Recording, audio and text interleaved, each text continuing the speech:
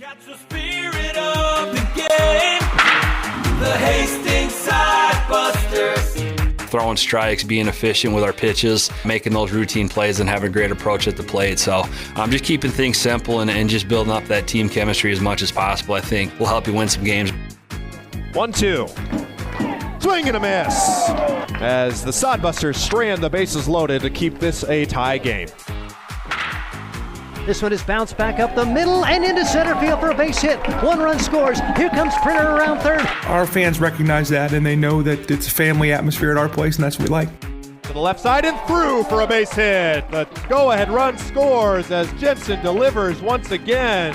This one, the lightest of light hits. He gets an RBI single. I think it's just a great experience, getting kids from all over the country to come in and play together. Catch the spirit of the game, the Hastings Sodbusters. 3 teams, 2 games, 1 championship series position up for grabs. The countdown is on for the regular season finale for the Hastings Sodbusters. High drama in Independence League Baseball. While the first postseason spot was clinched in early June by the Casper Spuds, the second comes down to the final day of the regular season. Hastings has done its part, winning 7 in a row to have a shot. The Busters continue their domination of Nebraska with a 9-1 win yesterday.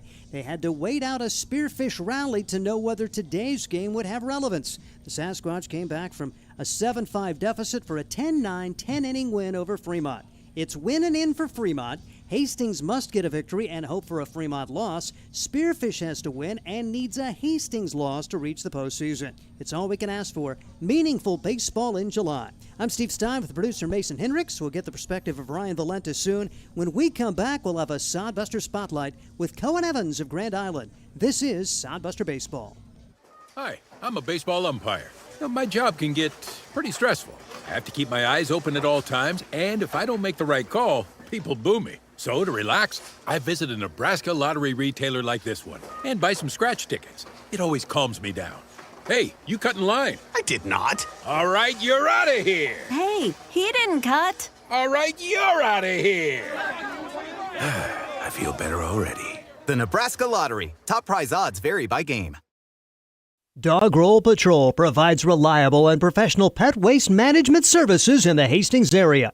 Hire Dog Roll Patrol today and spend more time enjoying your furry friends and less time cleaning up after them. Depending on your location and number of pets, Dog Roll Patrol will work with you to come up with a schedule that best fits your situation. Dog Roll Patrol takes great pride in their work. Family owned and operated out of Hastings. Get a free quote and details on the services at dogrollpatrol.com.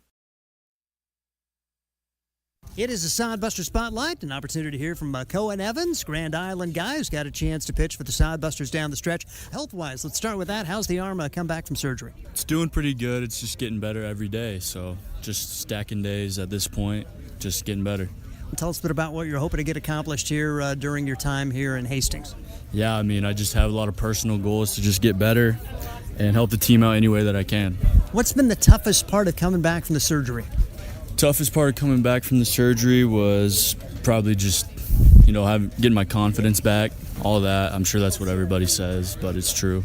The confidence, and not only that, but okay, do you really rear back and throw? Is there still a little tentativeness when you throw, or have you found yourself, okay, I can throw the way I want to throw? Yeah, at this point I can just let it rip now. I don't really think about it too much. Talk a little bit about the rehab process. What is the rehab process for an injury like that? Just lots of physical therapy, getting it all back in shape, and just early on in the throwing, it's just like ramping up, just getting it ready to get back into the game. Now, Cloud County, tell us a bit about your experience there so far. Basically, it was a rehab spring for you? Yeah, Cloud was amazing. My coaches were great for me, and I came out, didn't pitch very much, but I mean, that was kind of expected with where I was at. And I mean, I'm ready to go back and compete. As far as your role next year, do you feel like it's going to be a starter out of the pen? What do you expect it for? What do you hope for? I'm not really sure. I'm just hoping to pitch. I'm just hoping to get out there and get some innings. The chance to be a pitcher at Duncan Field. Talk about, I mean, you're a visiting player here a lot during high school and Legion ball. What about the opportunity to come here and pitch as your home field?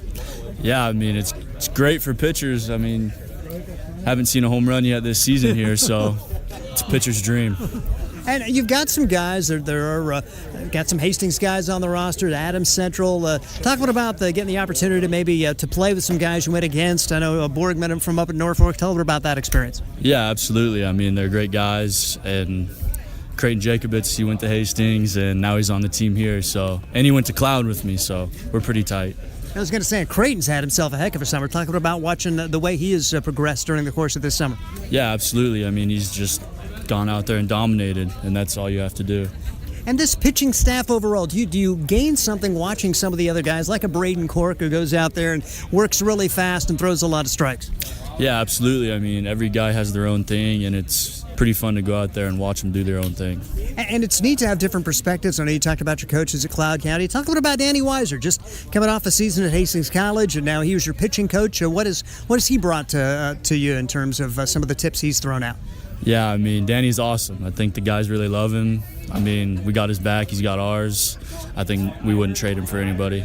We're talking with Cohen Evans and an opportunity to watch the big brother play D1 ball. Tell us a bit about that experience. Did you have some cool experiences following him during his D1 days at Nebraska? I didn't really get to come up and watch much in the spring because I was playing, but it was always on the TV. Is that kind of your ultimate goal, to have an opportunity at D1, or just kind of see what that next step is? We're just going to see what comes next. Tell us a bit about academically. How's it gone for you at Cloud? What's the ultimate goal in that aspect of it? Academically, it's gone pretty good. I want to be a doctor someday, so can't really do much at a community college, but it's all right. You can get some basics out of the way. Do you have a dream school in terms of where you'd like to go to do pre-med after a 2-year opportunity? Not really. I mean, just anybody that'll take me. And then pretty much any 4-year school you can get pre-med classes out of the way? Yeah. Mm-hmm. Any specialty in terms of doctor that you would like to explore eventually? Not yet. I haven't got there yet, but it will come. He's Cohen Evans. He's a Grand Island guy. Appreciate him taking the time. He's our Sodbuster Spotlight. There's nothing like relaxing on a summer day. Nothing like taking in a Hastings Sodbuster baseball game. And there's nothing like an ice-cold Pepsi to make the day perfect.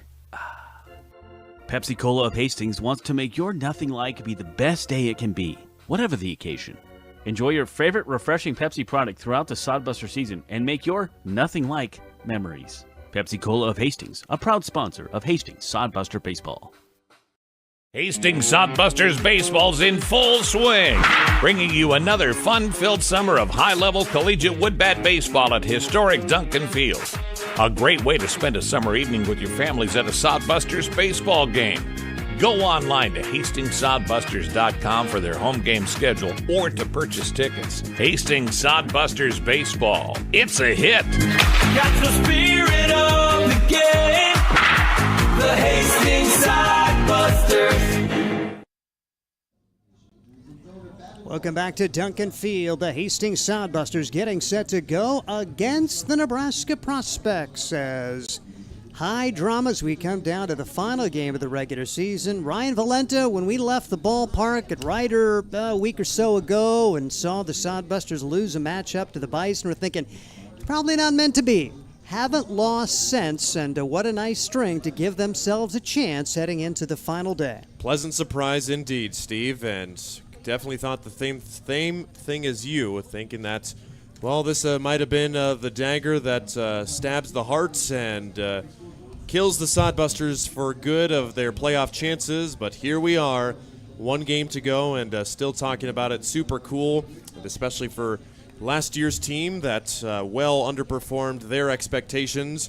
The chance to even just have a chance this late in the season is awesome. And yep, when I left last night, Spearfish down a run and thought, oh my goodness, Fremont's going to keep on tacking on, and we'll just be calling a 9-inning game that won't mean anything tomorrow. But pleasantly surprised. That Spearfish game went into extra innings. That marathon game, the Sasquatch won at 10-9 and pulled off a very improbable win. I mean, if you look at the box score at that, tons of hits for Fremont, tons of errors for Spearfish. You don't figure to win too many games like that if you've got the line score like Spearfish, but they did just that. But the Prospects, they've got really just their bottom of the barrel guys again tonight, so hopefully the Sodbusters can do what they need to do and then hopefully that Spearfish will have the motivation to still win with their chance to still get into the playoffs and just make this interesting at least. You bet. Fremont, they control their own destiny. A win, and they are in. Hastings needs a victory and a Fremont loss. Spearfish has to come from behind because right now a little weather delay, but Fremont got off to a great start. They have to win and hope for a Hastings loss. They will be the second playoff team. Casper's already wrapped up the first playoff position as the second best overall record. Fremont at 32-19, Hastings 32-19, Spearfish 30-19 coming into today, one game back of that second overall position, but they would be percentage points ahead of Hastings if they win and if Fremont loses. So it'll be an interesting dynamic and kind of been scoreboard watching, but there's nothing to watch. Fremont scores 5 early runs. Now rain delay going on out in the Mountain Time Zone. We'll keep you up to date on that one, but Sodbusters have to worry about tonight. You mentioned the fact that as far as the lineup goes, it's not a great hitting group for this Nebraska prospects, but you could look at the pitching, and if you come out and get a good pitching performance, you never know. And Sodbuster's going to have to face a pretty good pitcher in Josh Kilzer for the prospects. He's certainly a guy that can keep them in it if Hastings is not focused. You wondered if the prospects would have anybody that would be able to pitch tonight. They do. Kilzer, the guy who's almost like the team manager as well, does a lot of the travel planning and things like a team manager would do, the logistics off the field. And oh yeah, go start for us tonight, Josh. You gotta throw some innings for us and hopefully maybe play some spoiler tonight. Again, that's all the prospects can do. Not eligible for the playoffs, and their team been less than exciting to watch this summer. But you can't win them all. That they can do what they can do. They've got a lot of guys on their roster and in the dugout tonight that the guys in the Sodbuster dugout know too. A lot of Omaha and Lincoln guys around the metro area, to be specific, and some of the guys playing at Northeast or Southeast Community College, so they know each other. The last night's pitcher to end the game, Max Coughlin, battled Corey Kozad, who they seem to have some friendly antics going on. Talked with Max before the game, said, you know Corey? And he's like, oh yeah, we played basketball together growing up, and super good acquaintances with him and know him pretty well. So just super cool that these guys are able to still have some fun while still battling for a playoff spot. And credit to the prospects. I mean, what reason do you have to come out only winning 7 games, losing 23 times this summer, and last game tonight? Not really any reason to come out and play tonight, yet they have fielded a team. So hats off to the Nebraska prospects for those guys that have stuck around and are willing to play tonight. It's just really good they're able to do that. Let's take a look at the starting lineups. They are brought to you by Quality First. First for the Hastings Sodbusters, Drew Vega back at the lineup and leading off at second base. Josh Printer, a fixture at that 2 spot, playing shortstop. Cale Jensen bats third. He's playing center field today. An interesting position for him. Played a lot of right, played a lot of left, a little bit of first base, but in center field today here in the regular season finale. Jack Borgman plays first base and bats fourth. It's Ryan Jarvis in left field, batting fifth. Batting sixth, Yamato Sato doing the catching. Bryce Ronkin in the third base spot, batting seventh. Batting eighth, it's Jackson Crane in right field, and Luke Ray earns a spot at the DH after a multi-hit game yesterday, and batting ninth. Nathan Massar for the Sodbusters will get the start on the mound. Once again, Vega, Printer, Jensen, Borgman, Jarvis, Sato, Ronkin, Crane, Ray with Massar on the mound. Sodbusters coming in 32-19, 17-11 in the second half standings, and they are now 22-10 at home this year. The Nebraska prospects with a record of 7-24, 2-14 in the second half. Paul Schuyler leads off and plays center field. Drew Borner is the shortstop and batting second. Jackson Trout in right field, batting third. It's Jacob Perrin in left field, batting fourth. Corey Kozad batting fifth. He's the catcher. Trent Berry, second base, batting sixth. J.D. Moffitt at third base, batting seventh. Carson Obrecht plays first base and bats eighth. And Charlie Mazur, the DH, is batting ninth. Josh Kilzer, the aforementioned right-hander, will get the start for the Nebraska prospects. Once again, Schuyler, Borner, Trout, Perrin, Kozad, Berry, Moffitt, Obrecht, Mazur, with Kilzer on the mound. As far as this game by the numbers, the Hastings Sodbusters coming into the team batting average of .269. They've hit 7 home runs, and they now are over 100 stolen bases for the year, 104 out of 127 for 82%. A team ERA now under 4 at 3.98. 2.93 as the Hastings Sodbusters, that is their home ERA. Now, the home batting average at 278 for the season. The Nebraska Prospects, they come into the team batting average of 219. They've hit 5 home runs. Pretty decent stolen base team, 66 out of 79, and a team ERA of 4.7. As far as when these teams play one another, Hastings is now 7-1 against the Prospects, a team batting average of 312, and a team ERA of 2.7. They're averaging 7 runs a game now after the run onslaught during this series so far. The Prospects against Hastings, only a 166 batting average after they had only 2 hits yesterday, and the team ERA has gone up to 5.0. They're averaging 3 runs a contest. Sodbusters dominating the series, but Ryan Valenta, doesn't matter what they've done before, got to win today. Got to win today and keep the momentum going, and I feel like the guys, they've got a good perspective on this, and they've known what the Prospects have and what they'll be throwing up against, especially since they've seen Josh Kilzer before. He's pitched against Hastings already, but this team just really thankful to be in it.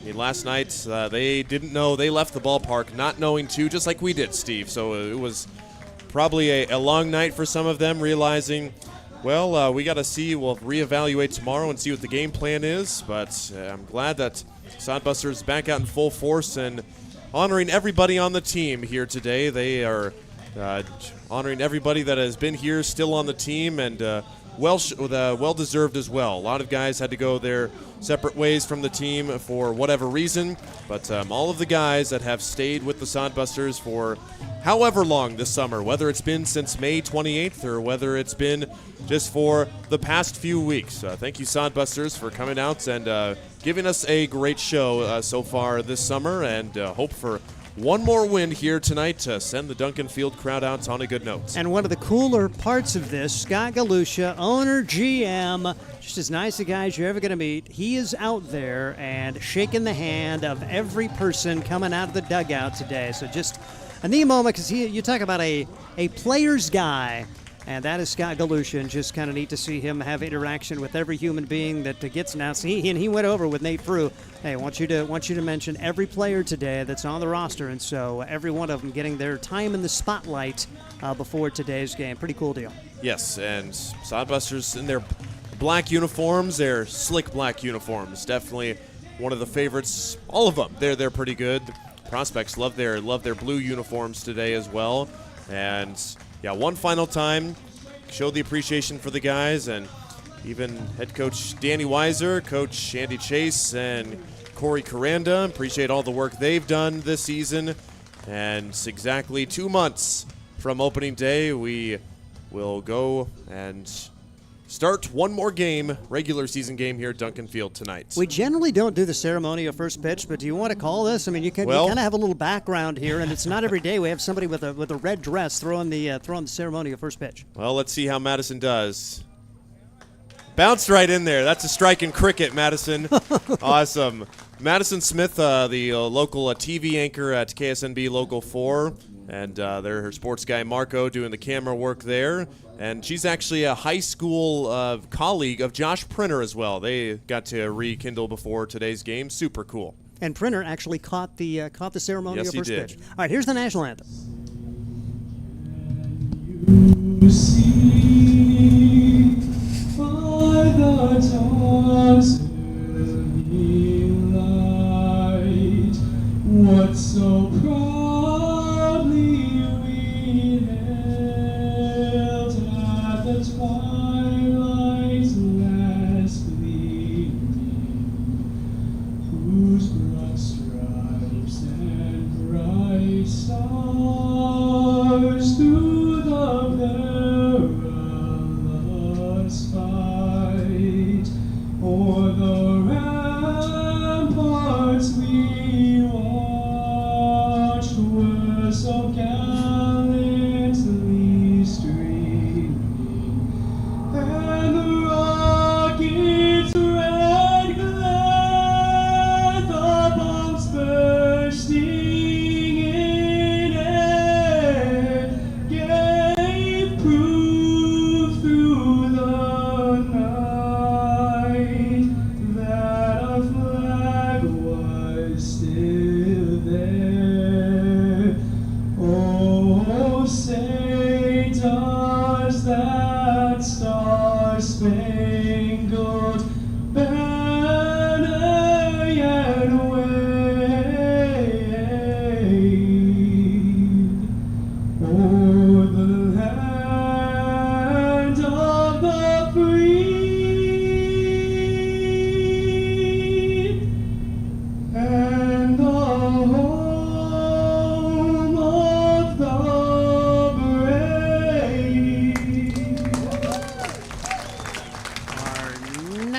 them in advance of today's matchup between the Hastings Sodbusters and the Nebraska Prospects. Hastings trying to win one more and find a way to get to the playoffs to match it up against the Casper Spuds. Casper winning both halves of the Independence League series as they clinched the second half here earlier this week at 22-4. They are 41-8. All they did yesterday was nip Owyhee by a score of 20-5.